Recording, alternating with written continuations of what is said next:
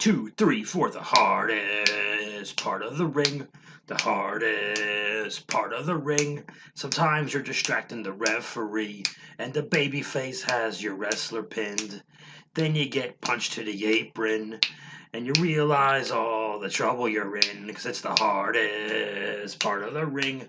The hardest part of the ring. Sometimes you go over the top rope, and you bang your head on the ring apron. Don't do that. That's when you feel like a big dope, because they're the worst bumps you can be taking. Oh, it's the hardest part of the ring. The hardest part of the ring. Sometimes you reach out for the hot tag, and you go ahead and make your own comeback. Knock it off. That's when you should quit wrestling, and you're better off rolling in thumbtacks. Hey, but you the hardest part of the ring. The hardest part of the ring. Now double claps. Let's go, Bob Squad. It's pay-per-view on the network. Hardest part of the ring. The hardest part of the ring. Ba-da-ba-da. Whoa, Nelly. What's going on, everybody? Bob Squad. How's it hanging? Tip the veal and try the waitress. What are we doing right now? We are talking about the WWE annual pay-per-view that can happen in October. Now it happens in July. Hell in the Cell, or most of it, with cards subject to change, which should have been the name of this bad boy. It's Vincent Gambini, this mamma jamma. Oh dear, what happened here? This is a good show if it wasn't weird for a few days before. No real news other than anything else going on, so we'll just jump right into the thing. We opened with Hulk Hogan slamming Andre the Giant. There was a pre-show. I caught a little bit. There was a singles match for some reason. Natalia, one half of the women's tag team champions. She wrestled and defeated Mandy Rose, one half of her team with Dana Brooke, who everyone calls the Sexy Muscle Friends except the company. So, in the Thunderdome era, and they made a point to say many times, this is the last pay-per-view in the Thunderdome era before we have pay-per-view events with live people again, as opposed to dead people, which would be nice. Boy, that would be weird. That was the zombie one. Okie dokie. So they made a point to tell us this, like, it's going to get better. It's going to get better. It's kind of what they felt like it was saying. I don't know why they didn't just have a women's tag team championship match. I don't know the answer. Was somebody hurt? I don't know. I couldn't tell you. But be that as it may, that notwithstanding, nevertheless,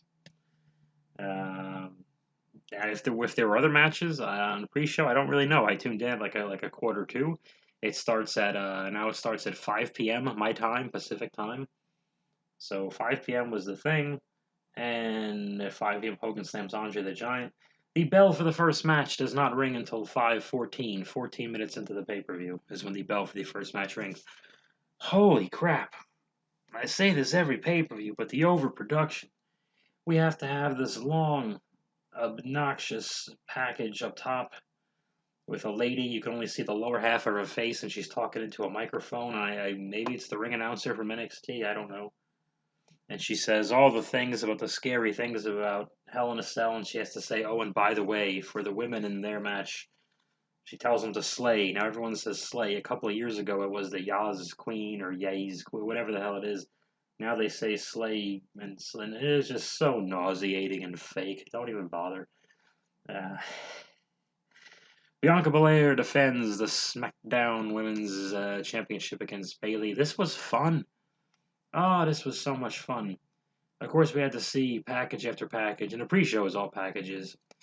So we gotta pre-produce the hell out of this thing and show us every single waking moment of the Bayley laughing, and she's on all the computer screens and laughing at Bianca, and that's why Bianca's upset, because Bayley somehow took control of the computer screens to show her face on every screen laughing at Bianca. It doesn't make any... I don't know. What's the difference anymore? But they went and they had a fun match. I like this better than the last couple of women's Hell in a Cells I saw. I think I like this as much as Bayley and Sasha, or Sasha and Becky, rather. This one... It was like 19 minutes long. I was looking at the time a little bit for the first few matches, and didn't feel like it. they did some, of course, Bailey set up some elaborate traps and some kendo stick stuff. One of the most distracting things about this entire show it was the Pat McAfee just kind of jumping the gun and getting overexcited and yelling, "Bailey is two kendo sticks taped together," and she didn't.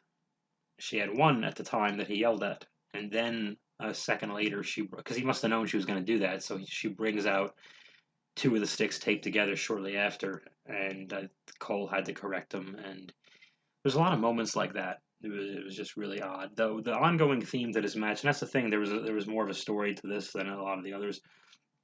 Bailey kept taking Bianca's very long hair and tying it to stuff. She tied it to the rope. She tied it to a chair, I think. Maybe she tied it to the cell at one point. She just kept tying Bianca to stuff.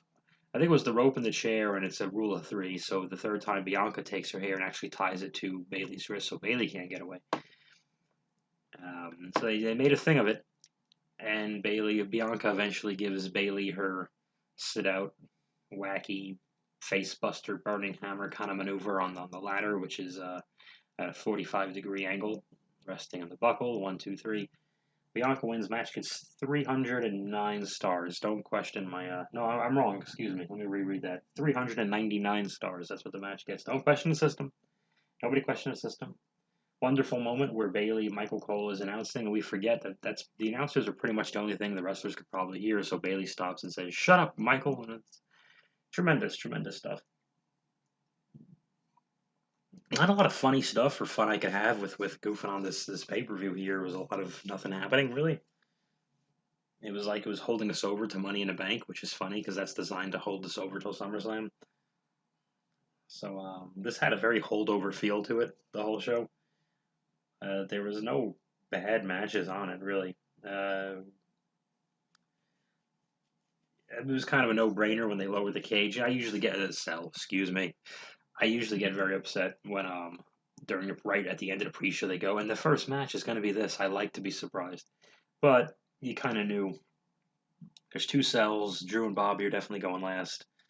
Because this cell match was only made like last Friday or Thursday or whatever the hell it was. So and when there's two cells, the one's first, one is last. Keep them as far apart as you possibly can, and of course, you kind of knew that was the first match, so that didn't really bother me. Yeah, I'm trying to imagine how and I think live crowds would have reacted to a lot of the stuff Bailey did. Bailey was pretty imaginative. She did like a sunset flip powerbomb thing to just a sunset flip on the outside to Bianca to smash Bianca into the cell there. There was something else she did that was really good. I forget. It doesn't matter right now. None of it matters. Oh boy. Anything else? I didn't really use the hair. There were EST chants piped in for Bianca, which just makes it hurts her because people have been so behind her for so long, and then they do that. The live crowds will turn if they see the machine is too far behind you. They do this every time, so I'm worried about that. Let's backtrack a little bit. So there was supposed to be a Rey Mysterio Roman Reigns Hell in a Cell match on this show, and I guess the two matches were going to be the men's. Um, every time they do this show, they never really make it clear when someone challenges someone to wrestle them at Hell in a Cell, if it's at Hell in a Cell or also in the Hell in a Cell.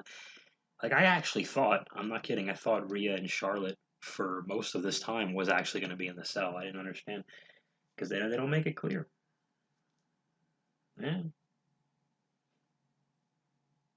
Okay. A blonde lady is talking to Bianca Belair. Bianca's very happy she won. Then Bobby Lashley is with a bunch of ladies. And they're cheering him on, but he takes off his sunglasses to show he is focused. Alexa Bliss is on the swings. Why is Alexa Bliss doing teases like it's Raw? She does these like 20-second, 30-second teases to tease the match. We're already at the pay-per-view. We don't need to do this anymore.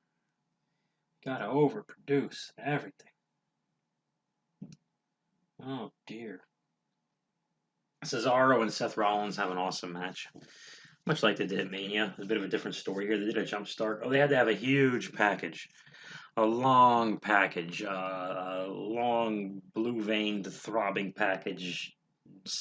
draped over your shoulder while you're trying to save your spreadsheet. Like just a really intrusive package that you just didn't ask to see. Just a package that you find in a text message that you didn't ask for at 1 in the morning on a Friday, and you just didn't ask for this package. I mean, their feud.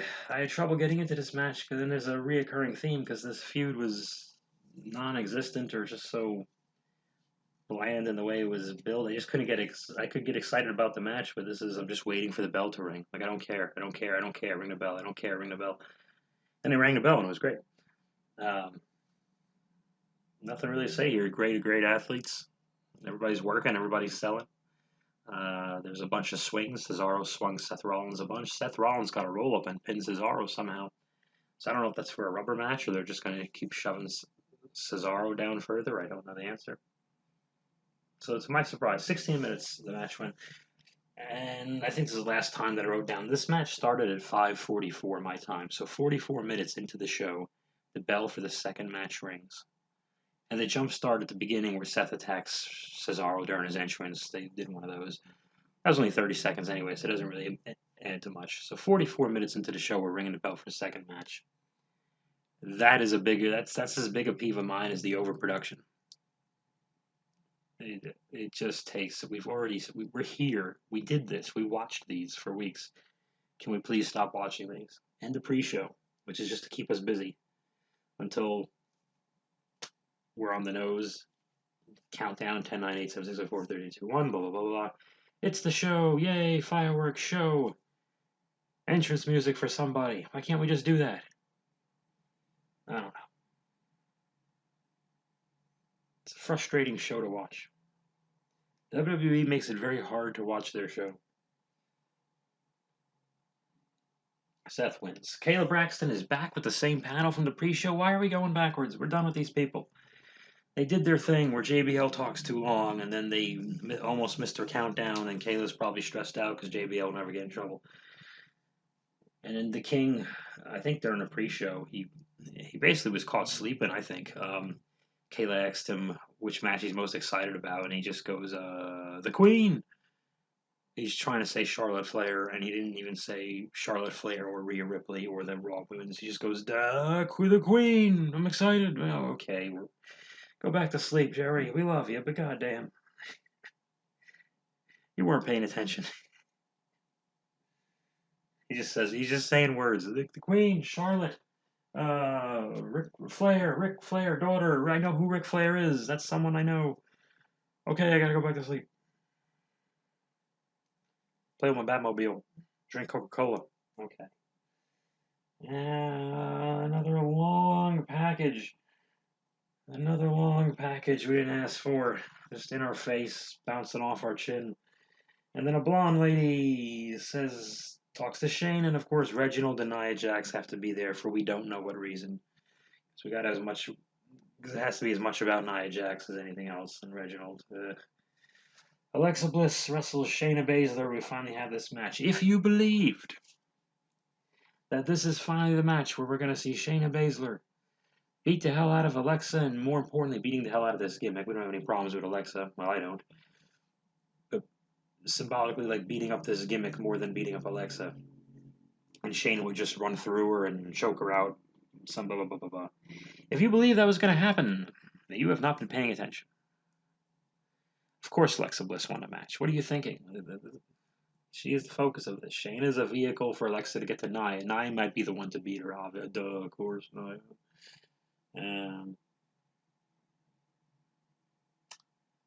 Alexa Bliss doesn't sweat. I noticed that. It's odd. Well, they put 48 pounds of makeup on her by this point. Like every week they put something else on her. She's looking kind of goofy now.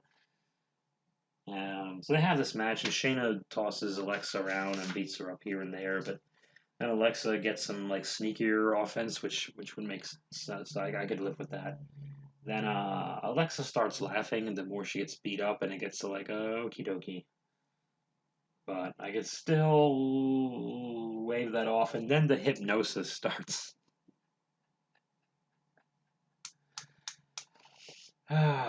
Reginald won't look at Alexa because he doesn't want to get hypnotized like he did last Monday.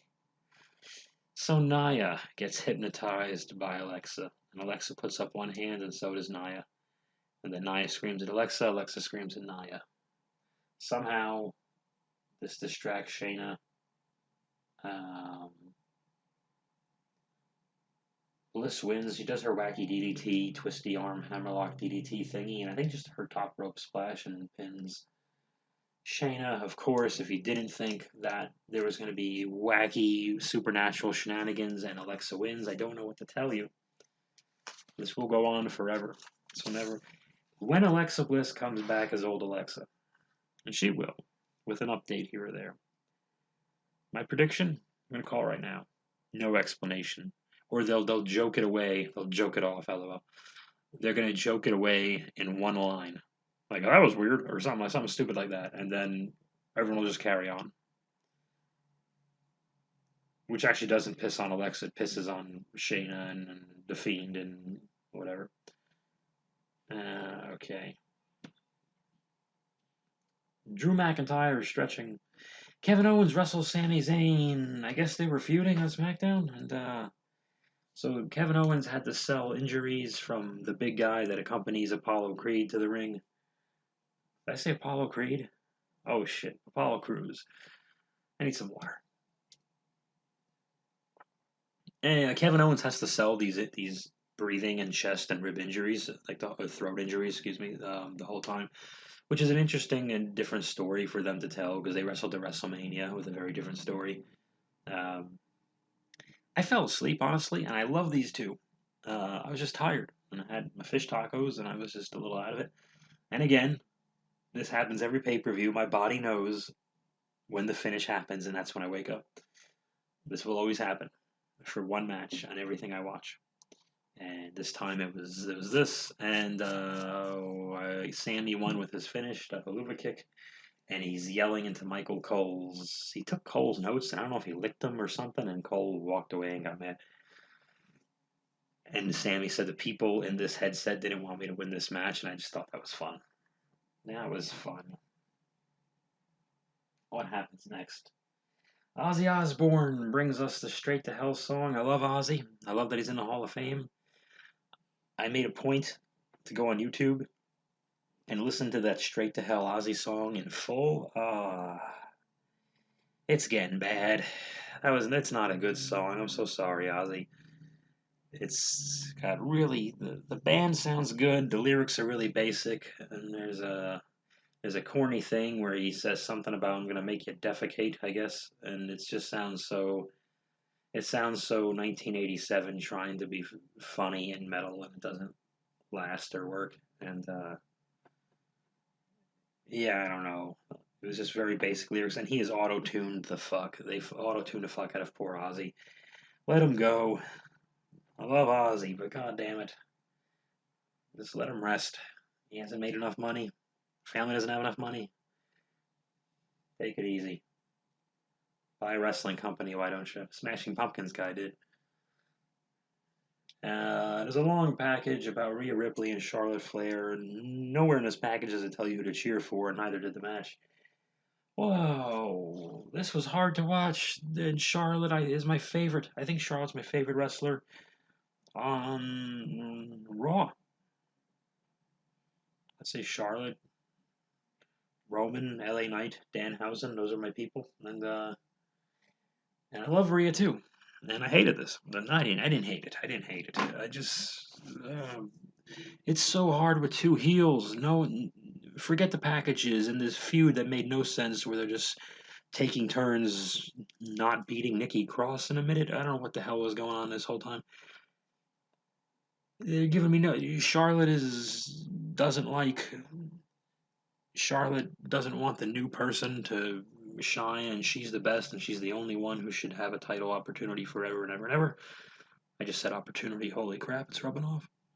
And Rhea's the young punk who has no respect for Charlotte and what she's accomplished, and also cheats. So who the fuck am I cheering for here? You haven't made me care.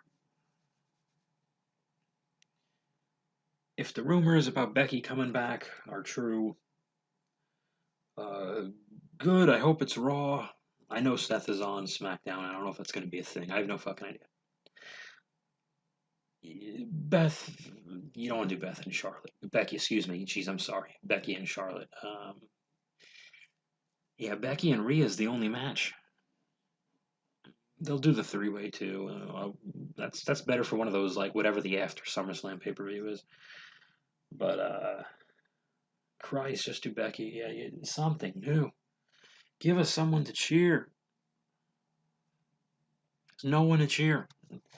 So they take turns going back and forth. Charlotte does beat the crap out of Rhea. Rhea looked really uncomfortable. I don't see Rhea with the same confidence I saw when Rhea was wrestling Tony and when Rhea was wrestling Shayna and Dakota and everybody else in NXT. I just don't see it. Every week and on Raw, Rhea has new wacky like she's drumming for Rob Zombie makeup. Like what the fuck is she doing? Or she's in one of his movies or something. Like it's just a lot and it's very busy. There's just a lot going on there. And this time she had a wacky eye thing going on one of her eyes. There was like a weird symbol going down like from her forehead around her right. It was just so much. She's already got the black lipstick and the super short hair and there's all the spikes and all the the dark eye makeup. Like everything's so it's just so much. It's hard to look at. And I think her and Bliss with that kind of look actually step on each other's toes a little bit. But that's just my opinion. They have the match. The finish is interesting. Rhea hits her finish on Charlotte, 1-2 foot on the rope. Okay, very good. I like that.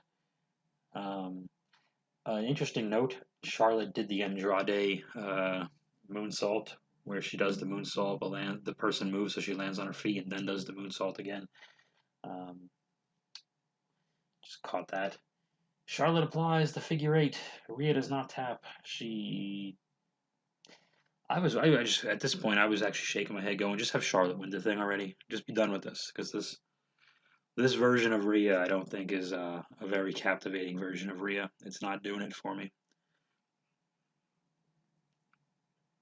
I think the only main I hate that, but whatever we'll call it that. The only main roster Rhea Ripley that I liked was the one at the Rumble who got thrown out last with Bianca. And then we didn't see her for like 3 weeks or whatever it was, and it just wasn't. I wasn't feeling it. Nobody ever wanted to boo her, and then we just made her into this thing we don't recognize. So the DQ, we do a DQ finish, and here come the internet fans. They're gonna cry. They hate DQ finishes on pay-per-views. They hate DQ finishes. Period. They always want a decisive finish. It's fine. I'm not mad at all. I think it's a better story to tell. Okay, so Rhea Ripley was on the outside of the ring. She pulls part of the announcing table apart and hits Charlotte in the face with it. And hey, the referee enforced a rule. Good. How's a heel supposed to get heat if there's no rules to break? So I'm fine with it. And it told the story that Rhea knew she was in trouble. And it makes Charlotte, that finish makes Charlotte the babyface. But Charlotte couldn't be acting more heelish in every promo and during every match. They have gotten really carried away with these long verbal promos during matches. Like ever since Roman started doing it with Jey Uso back in September. Like it's like Seth and Cesaro did it. Rhea and Charlotte did it. Bianca and Bayley did it. Like they all did these long yelling at each other in the middle of matches things, and I think they're trying to fill space and time. But anyway, no titles have changed on this show as of yet, unless the Viking Raiders. I keep forgetting now. They were supposed to wrestle AJ Styles and Omos for the Raw Tag Team Championships on the show. They did not. There was no mention of it. I do not know if this happened on a pre-show. If it did, let me know in the comments. But if it didn't, they'll do it on Raw. This is usually the case. Which would actually, that would be better on Raw anyway. Put a little more focus on it. Because if they do it on the pay-per-view or even on the pre-show, the announcers are going to be talking about the other matches anyway. But on Raw, they might be like, oh, okay. It's a title match on Raw, look. So that match just didn't wasn't mentioned, didn't happen. We went straight to we were running a little long here. We went straight to Drew McIntyre and Bobby Lashley for the Raw champion, the whatever, the WWE championship in Hell in a Cell.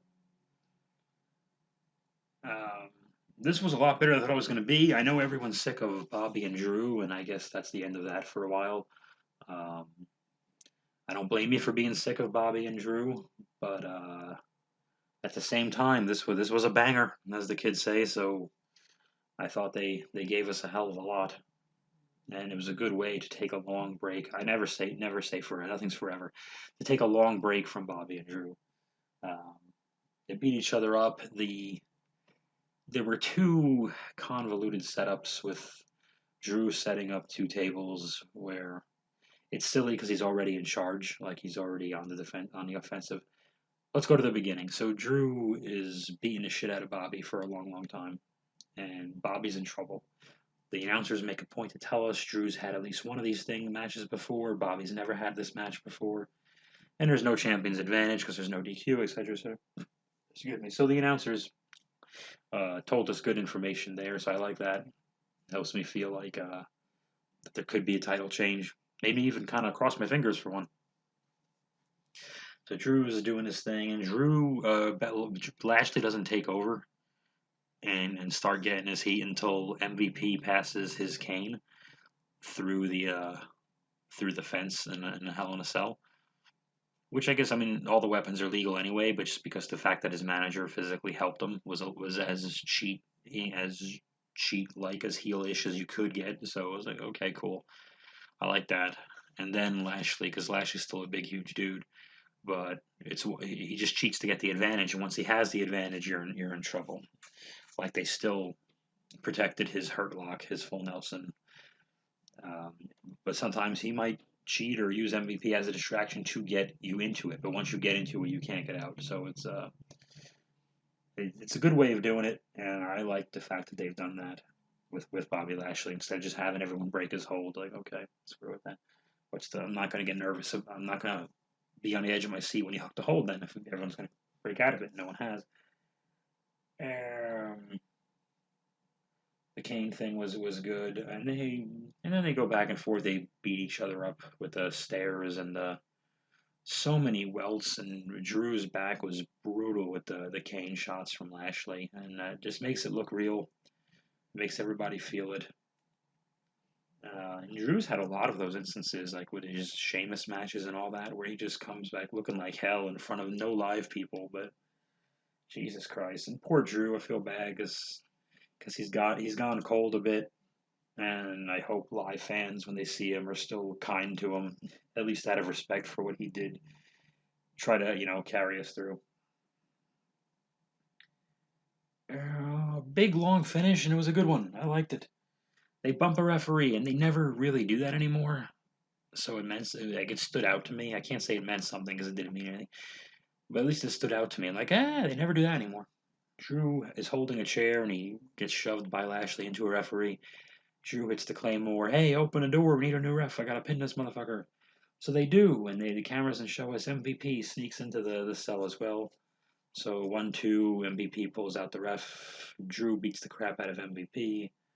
But then Lashley hooks his hold, and oh man, but Lashley doesn't really hook the hold. He always comes close to hooking the hold, but Drew would do things like he pushes back on Lashley. They both go through one of those tables he set up like 20 minutes before. He leans forward and pushes and hits Lashley's head into the turnbuckle, stuff like that. He keeps getting out of it right before it's fully cooked. So that's good. Eventually, I think it's a Claymore again, and something happens. I don't remember. Maybe he doesn't hit it again. Oh yeah, I think he's gonna hit the last Claymore, and MVP just kind of rises from the dead and grabs the foot, and Lashley sneaks him from behind with like a roll up and a hook of the tights probably or whatever, and a 1-2-3. So these are the two things everyone on the internet's gonna be mad about: a DQ finish for Charlotte Rhea and a roll up for a Hell in a Cell finish. Well, it sure beats those no contest Hell in a Cell finishes from a few years ago. No, Seth and Fiend and Roman and Braun are the two of them that come to mind. The no contest. No one really won this Hell in a Cell match, which is supposed to be a be all end all. A lot of advertisements for Money in the Bank on July 18th. It's funny, we've had two Hell in a Cell pay per views in between the two most recent, I guess, Money in the Bank pay per views at that point. And Bobby Lashley is still the champion. What happens? Who's the challenger for Bobby Lashley? Mostly at SummerSlam is the more important issue, not for Money in the Bank, because that's going to be some holdover match anyway. There's always the possibility that Drew wins the briefcase and the money, and then he cashes it on Lashley at some point. That is possible. Is it entirely too soon? Of course it is. I don't know. I don't know what your other options are for fighting Lashley. Everyone says Brock. I don't know. I wouldn't hold your breath on Brock anytime soon. Who's the babyface? What's the finish for Brock and Lashley? You gonna put Brock over? For what? Never see the belt again? I don't know. It's great on paper, but what's the finish? Where is this going? What are Brock's commitments? Like it seems like they're non-existent. So you may enjoy that for a day. And also, what match do you think Lashley's going to have with Brock? They're going to do the 4-minute Brock match. Guys, I got news for you. It's I enjoyed a chunk like the 2014, 2015 chunk of the Lesnar return. By the time he lost to Goldberg in a minute and then beat him back, it was just getting kind of goofy. And then eventually Seth beat him, and it was still goofy. And he beat Kofi back, and it was goofier. And he lost to Drew, and we're like, I'm good for a bit. That was over a year ago. His 2020 Rumble thing was good. I'm half asleep. I'm sorry, guys. So where does this leave us? I don't know. I don't know what's going on for Money in the Bank. Is Becky Lynch a surprise entrant to win the money? Any surprise entrant in a Money in the Bank match should be the winner. I mean, it's kind of a no-brainer there at that point. Tough to say. Supposedly, the rumor, and I don't know, the rumor is that USA Network is very mad that there was a Hell in a Cell on SmackDown and not USA Network, or there's a Hell in a Cell on Fox SmackDown. I get it. I get their point. I don't know the answers. Was it too crowded? Could you not have two men Hell in a Cells? I don't know the answer. Don't ask me. But I loved the speculation online by various Twitter wrestling fans that they insisted there was going to be a blue Hell in a Cell, and the whole reason they were doing the match on Friday was to unveil the blue cell, which did not exist. It was red. I haven't watched the match yet. They just keep showing a few clips of. Or the other reason was they're putting a Hell in a Cell on Fridays because they're scared of AEW and a ratings. Saw that. Stop it. Grow up. No, they're not. They're not scared. They're letting Jericho talk to Austin on their network. They don't give a shit. Okay. My educated guess is yeah, they're probably gonna. I've always felt with whether it was WCW or TNA that WWE pays a bit more attention to those things than they say they do. But with that, it's probably more of a footnote than a dire emergency break the glass type of meeting. Is my come on now.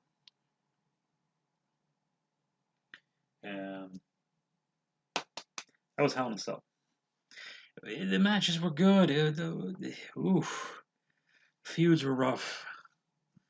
I guess it's hard for me because I'm watching all Raw, and Raw is really rough to get through, and SmackDown I don't know. So it's really tough to be invested. SummerSlam I'll wake up for, and Money in the Bank is always fun.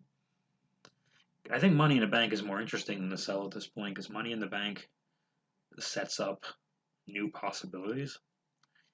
A few times in the past, they've surprised us with I think Alexa Bliss and Dean Ambrose, and even Kane back in the day. They'll cash in the briefcase on the same night against the champion, and I think they should knock that off. Honestly, cut it out. Last year was Otis and Asuka. They were just we were in full mid-pandemic mode, and they just went full wacky with it and said, "Fuck all of it. We're just going to go crazy with it, with the headquarters thing." And you know, gave us some wacky winners, and the Otis win, which went nowhere because they gave it to Miz or whatever. And of course, Asuka won the. Didn't never. We never got an Asuka cash in because Becky got pregnant and she got impregnated with the semen and everything else, and you know, she had a baby from the birth canal, I guess, or I don't know. Maybe I wasn't there. So it's been a while. Feels like it's been a while. So we've had any Money in the Bank fun, and nothing they did with the Miz was any fun. so yeah. Hopefully this makes things fun, and it'll make SummerSlam fun. That's I mean, really the point of Money in the Bank, in my mind, is can we make SummerSlam intriguing? Whatever we do with money, they do with Money in the Bank should be to create SummerSlam interest. Like, oh, will these two winners cash in? Hopefully not. And again, hopefully neither of them cash in the night of Money in the Bank. It's a great indulgence for that moment, but I don't. We need the fun of the win. We need that. We need the excitement of not knowing. Raw more than anything needs the excitement of not knowing instead of getting through what we know and having missable shows. So that's what I hope Money in the Bank brings. So Hell in a Cell was all right. Business. I think I owe you guys a fun boxing. Is what I'm thinking. We'll do another fun boxing soon. Keep an eyeball out for that, huh? What's going on? Oh, over on Chasing 80s Toys, sometime this in the near future, you're gonna see a variety of three gentlemen who all have a Masters of the Universe Origins Castle Grayskull, and I'm very excited to see that. That should be a lot of fun. I have not seen one in the stores. Um, if I see one in the stores a month or two down the road, it's a good possibility I'll pick it up. Um, I'm closer to working again. I'm considering driving for Lyft and Uber, but I have to change my New York license to a California and everything else. Um, and there's a Zoom job interview on Thursday, which is a little far away, but I got two offers. I got two job offers. Wait, don't celebrate. You think my problems would be over? I got two job offers. The problem, unfortunately, is that I can't take either. Both of them will basically taking the shift that each job is offering. Um, yeah, it saves me as far as money problems and this, that, and that. But basically, it kills stand-up comedy. They both do the shifts. Like one of them is like 3 in the afternoon to 11:30 p.m. and the other one is very unclear, but it's 7 p.m. to 7 a.m. like I've done before, and it's 3 days a week, and they don't tell you which days, but I keep asking, and they never give me a straight answer. But they say every other weekend at least. But we have a scheduler. Like, well, what are the days? We have a scheduler. Well, that doesn't answer my question. So I think, especially as a new person, they're like, oh, we help each other out. Like, okay. You also told me you're understaffed, so like I'm not an idiot. I know what I'm being set up for here, and I'd make money, but I'll never leave that. I'll never leave that place, and I'll just be miserable. I really didn't drive across the entire United States and leave New York City to lead an equally miserable life with just nicer weather outside and the rare moments I get to go outside. I just can't do that to myself at this point. I don't know if I'm being selfish or lazy or whatever. I'm sure some people will say, "What the hell, you selfish idiot? Just take one of those jobs and do them and shut up." And I see their point, and I'm struggling with the decision. But you know, maybe I don't have that hustle and grind everyone says you're supposed to have. But I think you hustle and grind in different ways. And who the hell are they? I need to enjoy. I didn't come out here to never enjoy myself, and it's not the way to do it. So thankfully, the Lyft Uber options are there, which is really funny that these are companies that there's not even a job interview. You just tell them you work there. It's like, this is preposterous. So, um, somewhat better standings and better plans than I had even a week ago is where we're looking at. So, we're not out of the woods, but yeah, we're starting to see The forest from the trees, little light at the end of the tunnel, kind of, sort of. The plan is looking a little better each day. So we're getting there, folks. We're getting there. And I'm working on another sun, Bob. I'm working on it. It's going to take a little time. Thank you, Bob Squad. Oh, this is long. I'm sorry, folks. Take it easy. Do the thing. Never give up. And stay to the fight, son. Bye bye.